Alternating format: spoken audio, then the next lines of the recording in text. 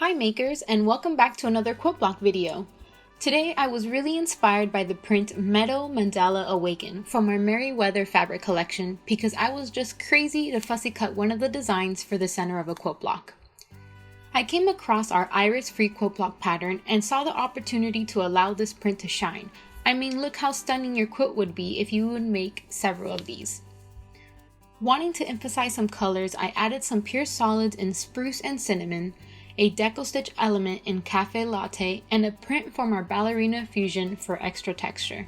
Check out the description box below for all the cutting requirements and more info.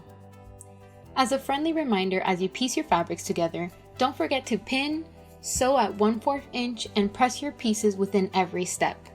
I hope you enjoyed this tutorial and make sure to subscribe to the Art Gallery Fabrics channel for more videos. So without further ado, let's get started.